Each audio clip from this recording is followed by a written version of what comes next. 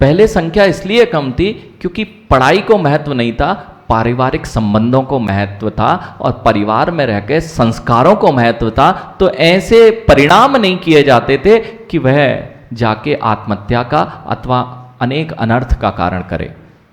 अब तो जरा सा कुछ हुआ तो बेटे का ये हो गया, बेटा चला गया, ऐसे भी परिणाम ऐसे सुनाई दे रहे हैं। माँ, यदि बच्चों को गुरुओं से जोड़ दिया जाता ना, कुछ भी अशुभ करके आते गुरु के सामने जाके, देखो आजकल जो प्रवृत्ति चल रही है ना, चाहे वे क्लब में जाके, पबों में जाके कुछ भी अशुभ करके आए या स्कूल में जाके कुछ भी करें, ये सब कुछ उनके अंदर में क्या करता है? अशुद्धि पैदा करता है।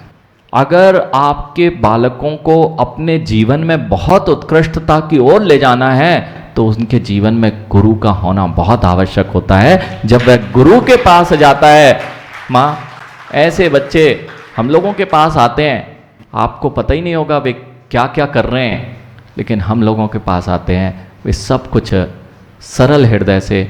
जैसे ही गुरु मिल जाता है जीवन में, उसका जीवन बदल जाया करता है, क्योंकि वह गुरु उसके अंदर की सफाई का कारण बन जाया करता है, सफाई का कारण बन जाता है। इसलिए जाके ऋषभ, ये आलोचना क्यों की जाती है? आप तो सालों सालों की, क्या भवों भवों की सड़ान अपने अंदर में रखे हैं, आज तक नहीं फेंकी। हम लोग तो ऐसे हैं ज्ञानी। दिगंबर मुनि तो ऐसा होता है कि 24 घंटे में एक बार जाके गुरु के पास में, जितनी 24 घंटे में कोई भी चीज़ें आई हैं, जरा सा भी कचरा आया है, तुरंत जाके गुरु के सामने बोल के सफाई करके आ जाता है। उसका नाम होता है आलोचना।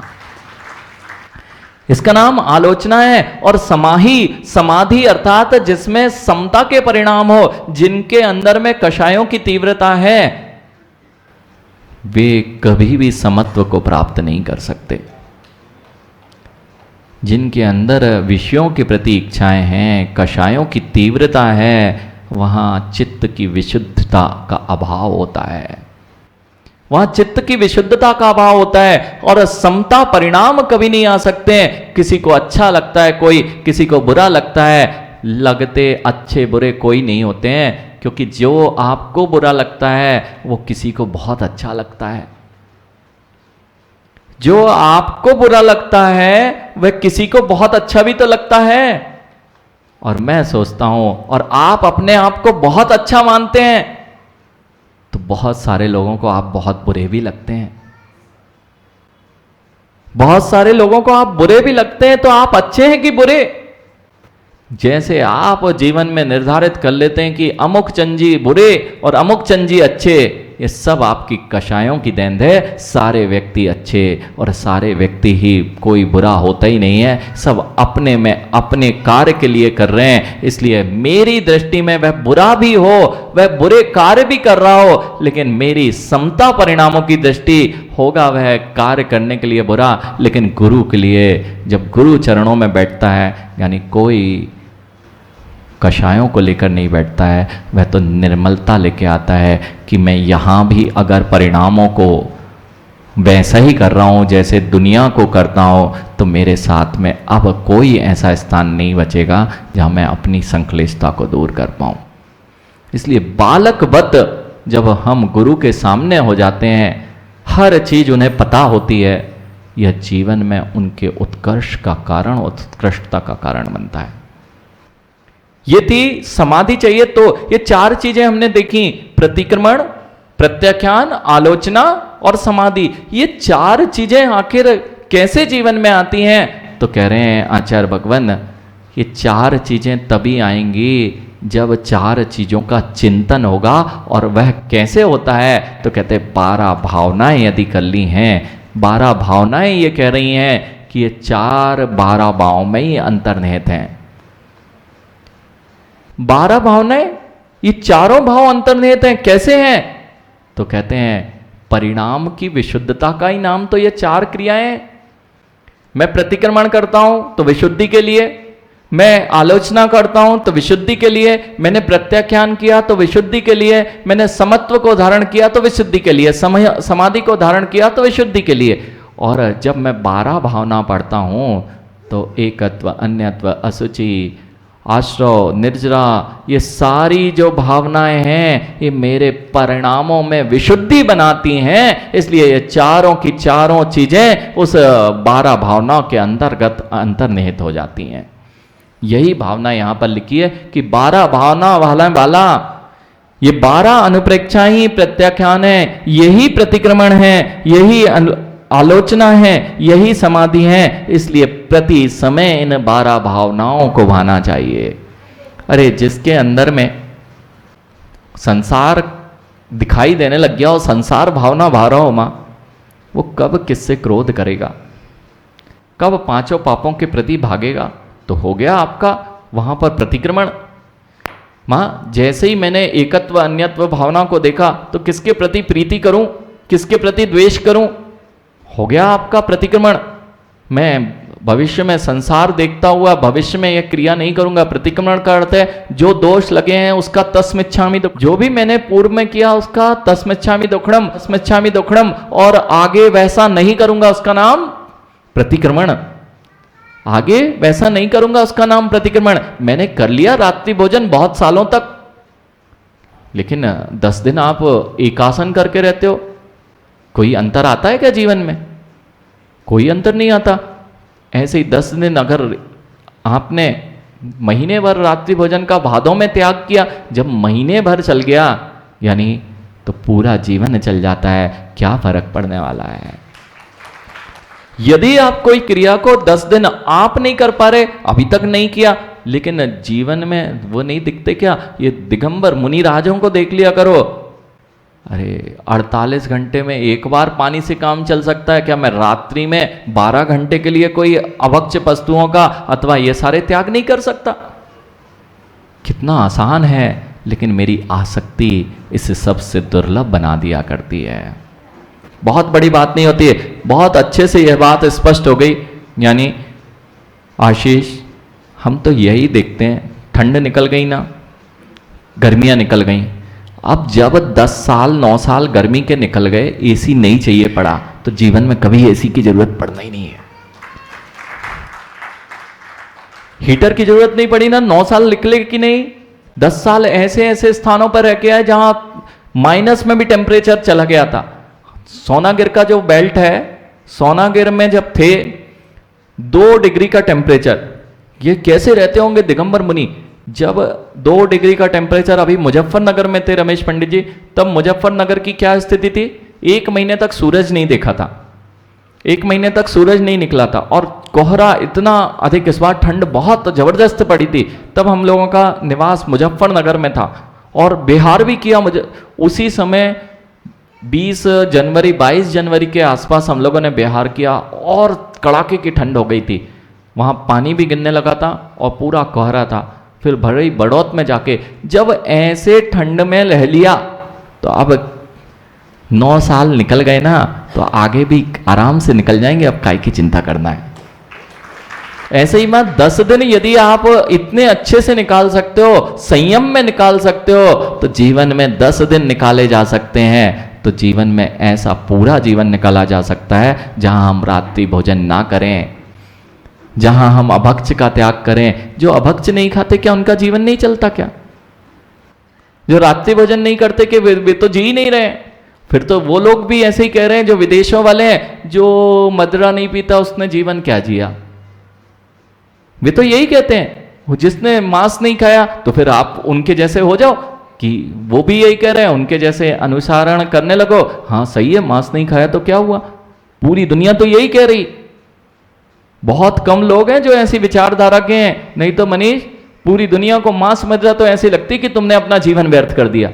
अरे अनर्थ खुद का कर रहे हो और कह रहे हो तुमने जीवन व्यर्थ कर दिया। अरे आपने जीवन में झांक के देखो कि कितने तुम अबुद्धि और अविवेक से सहित हो, कि जो चीज खराब है उसको पेट में रखकर लोक में भी निंदनीय है और परलोक में भी जो पतन का ही कारण है उसको भी तुम छोड़ने तैयार नहीं हो। लोक में निंदा छुपके। देखो जितनी भी चीजें होती हैं काली पॉलिथिन में, हाँ, यानी ये सब छुप के जो चीजें लाई जाती हैं ये सब काली पॉलिथीन रहती है। क्यों? और जो अच्छी चीज होती है उसके लिए आवरण की आवश्यकता ही नहीं होती है। दिगंबर मुद्रा आवरण के बिना इसलिए ही तो होती है कि इसमें खोट नहीं है। जहां खोट होती है वहां आवरण होता है, और जहां खोट से रहित बना होता है वहां दिगंबरत्व होता है। बात समझ में आ रही है? इसलिए तो इतनी प्रसन्नता होती है। क्यों दिगंबर योगी प्रसन्न? जैसे यहां हैं, जैसे मंच पे बोल रहे हैं बेटा, वैसे ही कक्ष में बोल रहे हैं। कहीं भी जाएंगे छुपाने की बात ही नहीं है। जैसे उनको बोला था, तुम कहो कि उनने ऐसा बोला, हाँ कहा था, ये लो डरे उससे कि हमने कोई यहां कुछ कहा हो वहां कुछ कहा हो। जो है स्पष्ट है, यही तो दिगंबरत्व की पहचान है। जिनका वेश दिगंबर होता है और मन में भी निर्गंतता होती है, मन में भी निष्प्रहता होती है, और मन से भी दिगंबर हुआ करते हैं, वही तो दिगंबर जैन मुनि हुआ करते हैं।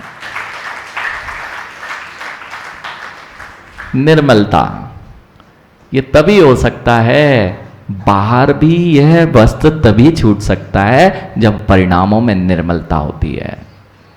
और 12 भावनाएं इसी निर्मलता की ओर ले जाती हैं, इस विशुद्धता की ओर ले जाती हैं, क्योंकि वैराग्य की जननी किसे कहा गया है, उसका नाम 12 भावनाएं हैं। और वैराग्य को वृद्धिगत करने वाली कोई है तो ये 12 भावनाएं हैं।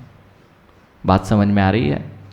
अशुद्धता से बचना है, विशुद्धि को प्राप्त करना है, तो 12 भावनाओं का चिंतन करिए। और 12 भावनाओं के चिंतन के साथ में जो प्रक्रिया अपने संश्लेष परिणामों से कुछ भी करोगे, कषायों का घर में आके आराम आता ही है। इसलिए क्यों ना हो, जैसे घर में रहते हैं, महाराज जी ऐसे ही उठ के चले जाए, हाँ चले जाओ, जैसे घर में बैठे थे वैसे ही उठ के चले जाओ। हाँ, बनावटी पने करने की जरूरत क्या है, ऐसे ही उठ के जाना है तो बिल्कुल अच्छे, बिल्कुल पिछी कमंडल। जब ऐसे परिणाम होंगे तभी तो पिछी कमंडल ले पाओगे।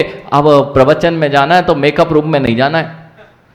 हाँ, नहीं तो लोगों को मेकअप रूप में जाना पड़ता है। प्रवचन होना है मेरा तो आधा घंटा 1 घंटे पहले, प्रवचन की सभा में जाने के पहले मेकअप होता है। यानी अब वहां भी तुम मायाचारी करके जाओगे। देखो, मायाचारी आप कहोगे मायाचारी क्या है, ऐसा तो जगत में दिख रहा है। यानी अभी कषायों को कहाँ पकड़ पा रहे हैं जीव, कि मान कषाय बैठी हुई है, वहां पर आशीर्वाद देंगे तो दूरी से अच्छे से ऐसा लगना चाहिए वीआईपी कोई आया है, और घर में जाके बेई सारे काम जो एक ग्रस्त कर रहा है, तो फिर अंतर क्या आया है। मंच पे देखेंगे तो मंच पे अलग दिखेंगे, और घर में जाके देखेंगे तो घर जैसा दिखेंगे। इसलिए दिगंबर योगियों की जो चर्चा भी अलौकिक होती है, उनकी वृत्ति इतनी अलौकिक होती है कि उनकी हर क्रिया, उनकी हर चर्चा अलौकिक ही हुआ करती है। इसलिए अपने परिणामों को विशुद्ध करना है, अपने परिणामों को विशुद्ध करना है। उसका कारण 12 भावनाएं हैं, आलोचना, प्रतिक्रमण, निंदा, गर्हा, ये सब आपके परिणामों को विशुद्ध करने वाले हैं। और ये जो 10 धर्म की प्रक्रिया है, यही तो वह विशुद्धि की क्रिया है जिससे आप कर सकते हैं। करो आज क्षमा, फिर सामायिक में देखना, तुरंत क्षमा करना। जिससे विसंवाद हुए आज क्षमा करके सामायिक करना, माला फेरना, देखना कितनी विशुद्धि बनेगी। माँ चूहा बाहर और अब खुशबू णमोकार की। चूहा बाहर फेंका पहले, फिर माला फेरी तो णमोकार ही णमोकार की खुशबू रहेगी। और मैंने क्षमा किसी को किया नहीं, मैंने मान मायाचारी मार्दव धर्म रखा नहीं, विनय किसी से की नहीं, सरलता मेरे पास है नहीं, और परिग्रह तो मेरे पास इतना ममत्व है कि हाथ से चवन्नी भी गुल्लक में जाती नहीं। चवन्नी भी गुल्लक में नहीं जाती, करोड़ों भरा रह जाएगा ज्ञानी। वह अशुद्धि तुम्हारे लिए कहाँ घूमने देती है हमेशा। जितने लोग पैसे वाले हैं ना तो रात में सो पा रहे हैं। और खाली करके देखो भवनलाल जी, खाली करके देखो का अर्थ यह है, यदि दान पुण्य करता है, भले ही उसके पास करोड़ों है, यदि दान पुण्य कर रहा है, माँ नियम से विशुद्धता बनती है। नाम के पीछे नहीं, नाम की अलग हो जाएगी फिर विशुद्धता। जहाँ आवश्यकता है वहाँ देव शास्त्र गुरु के पीछे हमें कोई आपत्ति नहीं है। अरे एक एक चीज़ों को खरीदने के लिए बेटा आजकल मॉल में चले जाओ ना, तुम्हारा 2-5 हज़ार तो एक बार में करके आ जाते हो। और यदि जिनेंद्र भगवान की पूजा करने के लिए द्रव्य लानी हो तो सोचते हो कि 2000 रुपये में महीना चल जाना चाहिए, पूरी द्रव्य 2000 में आ जानी चाहिए। और अगर टी शर्ट खरीदने गए ऋषभ, तो जूते ही खरीदने गए, अब तो जूतों की इतनी महिमा है, वो केवल एक साइन लगाओ ना सीधा, टिक का साइन लगाओ ना, तो ऋषभ जैसे लोग जाएंगे। और ऋषभ कितने महाराज दे देंगे। और यदि जिनेंद्र भगवान की भक्ति में कहा जाए कि जाओ बेटा वहां पर जिनेंद्र भगवान के 3 लोक के नाथ पर छत्र भामंडल और ये चढ़ा देना, कहते हैं ये चढ़ाने से क्या होगा, यानी तुम्हारे जूते कोई नहीं देखेगा, लेकिन एक बार यह दान करके देखो, अंतरंग के विशुद्ध परिणामों से मिलना कि क्या विशुद्धि बनती है। इसलिए ज्ञानियों, दान, ये परिग्रह ममत्व बहुत अशुद्धि कराता है। जितने अशुभों का कारण है, जितने पाप करने पड़ रहे हैं, ये बड़े बड़े बंगले बनाने के लिए, गाड़ियां मेंटेन करने के लिए करने पड़ रहे हैं, और लाओ और लाओ और लाओ, ये सब कुछ ये परिग्रह की देन है। ममत्व लाते जाओ, अशुद्धि अशुद्धि, चूहे के चूहे, घर में जितनी गाड़ियां खड़ी हैं 7, 10, 15, 20, एक और आना है, नई वाली आ रही है रुपेश, वो वाली भी चाहिए, मोबाइल नया आ गया है, ये सब तुम्हारे चूहे हैं। इसलिए इनको कैसे निकालोगे, कम से कम सफाई तो करते रहा करो। वो दान की प्रक्रिया जो होती है वह सफाई की प्रक्रिया होती है। ये जो 10 दिन की प्रक्रिया आदित्य प्रारंभ हो रही है, ये 10 धर्मों की प्रक्रिया साल भर की सफाई की प्रक्रिया है। इसे अभी कर लोगे तो साल भर सीजन का भी है और सफाई भी है। दुकान में माल भर दिया है, वह सब यहाँ बिकेगा। वह पुण्य का माल जितना तीव्रता से बेचोगे, वह पुण्य परिणाम, वे शुभ परिणाम तुम्हारे लिए अनेक भवों के पुण्य का अर्जन कराएंगे। बोलिए महावीर भगवान की।